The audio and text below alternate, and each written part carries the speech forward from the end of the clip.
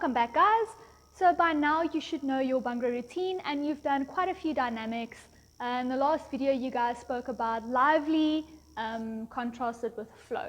In this video we'll be focusing on flow for your Bhangra routine. Alright, let's get started. In your routine, flow is very important because, as said, it contrasts with lively. So you want that contrast because that is what makes your routine interesting. It can't just be high energy with the lively. Flow kind of slows it down a bit and gives it a different level of energy to your dance.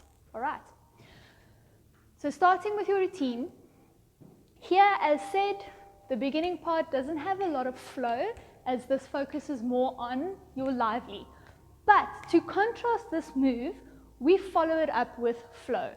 Now, to get the dynamic of flow, you want to use a lot of control in your muscles, so don't just let it flop. There's a difference between flopping it and having that flow in your body.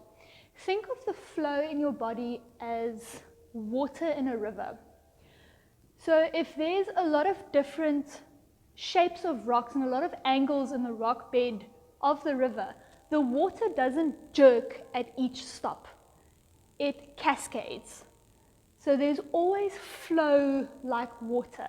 Doesn't matter what angles it gets or in what crevice it hits, it always flows. And that's the kind of movement you want in your body where you choose to do flow in your routine. So let's move on to this move for flow. So here the flow is obviously more in your arms or more focused in your arms.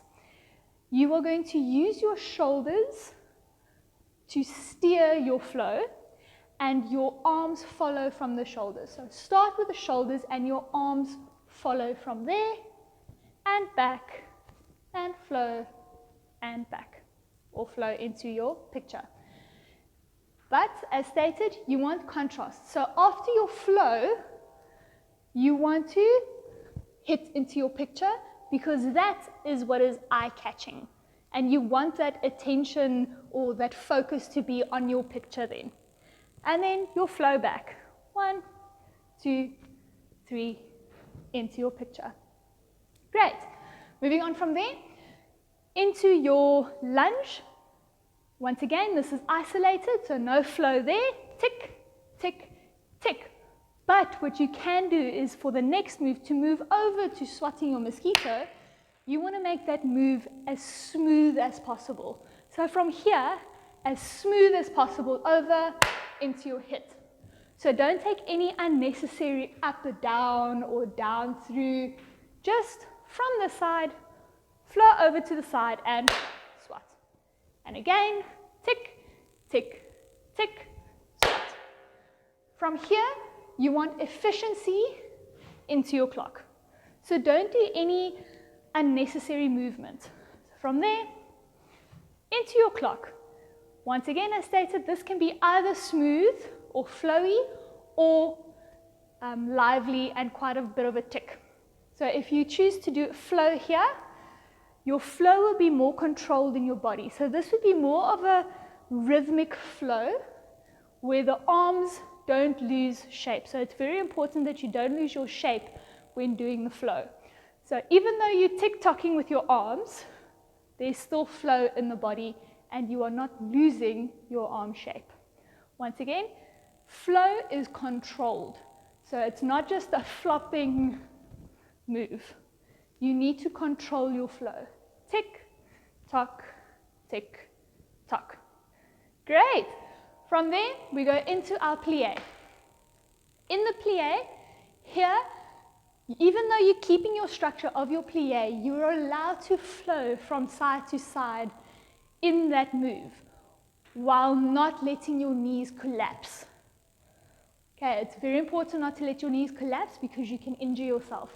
So even though you're flowing, it's more on the upper body than it is in the knees moving forward or back.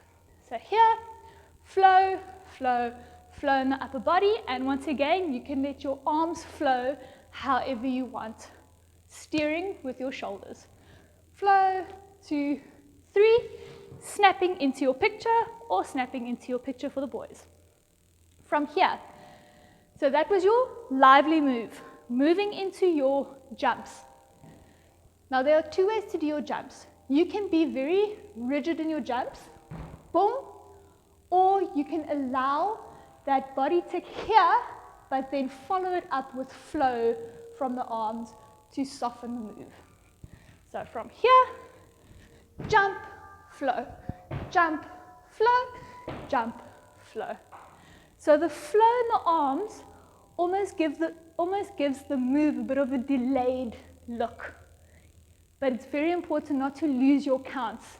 Remember, that is still 1, 2, 3, 4, 5, 6, into your picture, 7, 8. Great job. Moving into your walks. The flow in your walks, to get that look of flow in your walks, it's very important to keep your knees soft.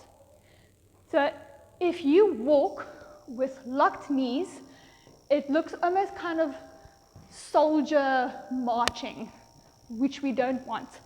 So soften the knees, and from there, walk it out. And that gives you a flowy, almost a floaty kind of look to your routine. All right, same thing, following up with the arms. Same as we did in the beginning of the routine, using your shoulders to control the flow. Walk, 2, 3, 4. Into your picture. Down, you can choose to maybe do a little bit of a body flow here, and turn. All right, guys, it's very important to practice your control in your flow, and you choose where you want to feature your flow or your lively to show that contrast. All right, let's do that with music. 5, 6,